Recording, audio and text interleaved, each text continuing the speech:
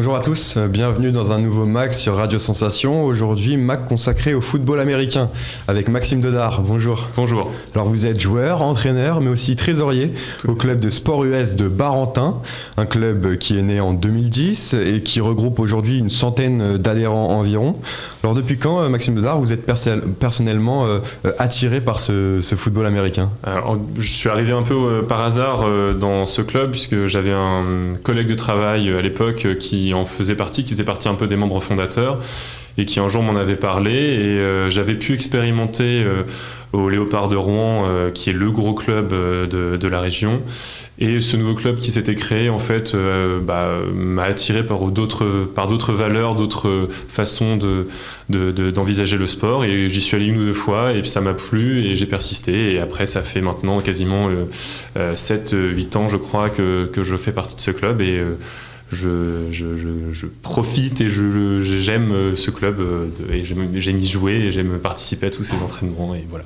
Alors parmi nos auditeurs, il y en a sans doute qui ne connaissent pas ce sport qui est le football américain. Est-ce que vous pouvez expliquer un petit peu le principe de ce sport et les règles ?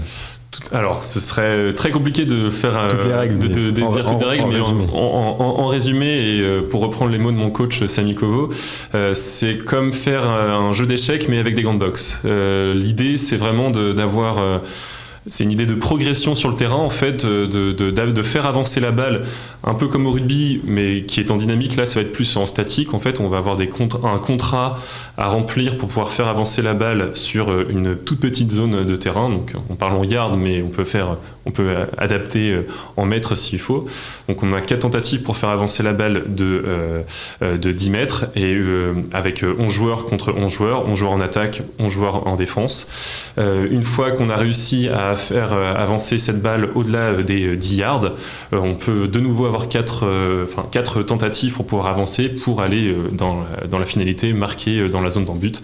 Bien évidemment, il y a toutes les règles de perte de balle qui font qu'on peut renverser la possession de la balle, et qui fait que l'adversaire va pouvoir lui récupérer la balle et progresser dans notre zone d'en but.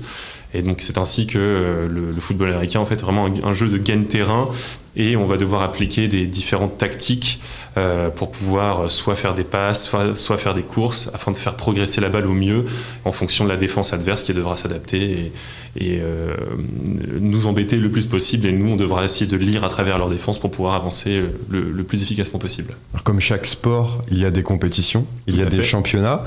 Comment s'organise le championnat de France et quelle hiérarchie y a-t-il à la FFFA ? Alors je vais essayer de pas trop me tromper par rapport à ça. Nous, le championnat dans lequel on est inscrit, c'est un championnat qui est essentiellement régional. Donc au niveau du maillage des équipes, ça va de Dieppe jusque dans la Manche, si je ne me trompe pas, en passant par Rouen, en passant par Le Havre et aussi Évreux.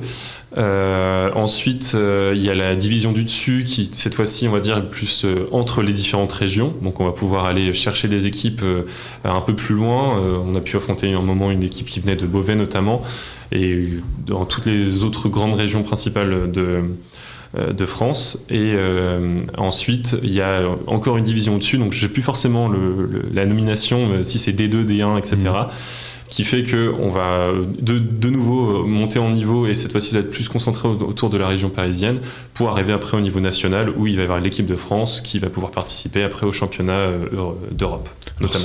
Selon les chiffres de la Fédération française de football américain, la FFFA, en 2017, la France comptait 233 clubs partout en France et plus de 23 000 licenciés. Est-ce que vous avez le sentiment que c'est un sport qui se développe ces dernières années ? J'ai l'impression qu'il y a un intérêt qui a été un peu remis au goût du jour avec, on parle de plus en plus du Super Bowl notamment, qui est diffusé. La grande finale du championnat américain tout à fait, aux États-Unis. Qui est diffusée maintenant sur les chaînes de la TNT notamment, et qui fait que du coup ça donne un regard plus particulier, et puis de plus en plus avec toutes les émissions de sport, toutes les chaînes de sport où sont valorisés le basket, des sports plus américains, le hockey, etc. Donc il y a vraiment, je pense, une sensation de focus qui naît un peu plus en France par rapport à ça. Pour le football américain, ça reste encore assez confidentiel, puisqu'on a encore cette image de gros bourrins qui se rentrent dedans, et ça a du mal un petit peu à évoluer, mais on essaie de changer un petit peu les idées par rapport à ça, et de montrer que ce n'est pas que un sport de bourrin, tout comme le rugby n'est pas que un sport de gens qui se rentrent dedans, ou de football, ce ne sont pas que des gens qui courent après une balle. Le football américain, c'est bien plus compliqué que ça, et donc du coup, il y a une tendance j'ai envie de dire, un intérêt qui est certain, et qui fait que quand on parle du football américain, de plus en plus de gens en tout cas répondent positivement et savent de quoi à peu près on cause. Revenons-en maintenant au club. La situation sanitaire, on le sait, a impacté fortement l'activité de tous les clubs de sport depuis maintenant près d'un an. Malheureusement, comment le club vit-il cette période ?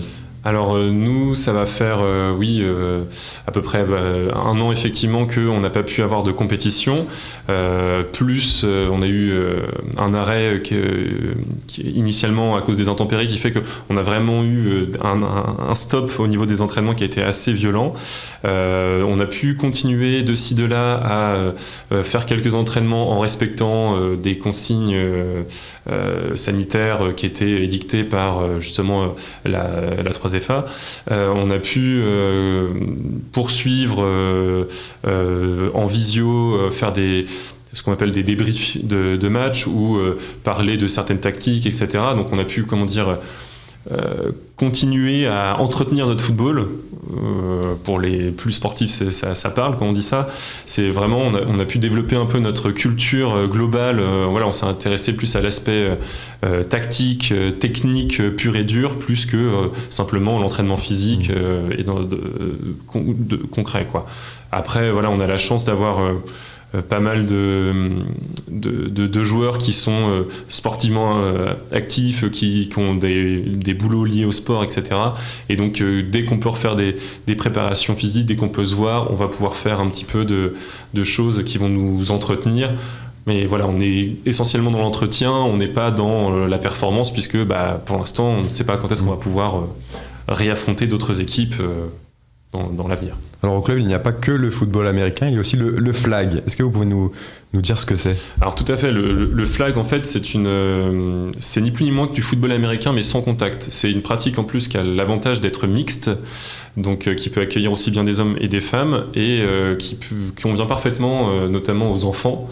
Nous, on a beaucoup de licenciés enfants justement qui participent à ça.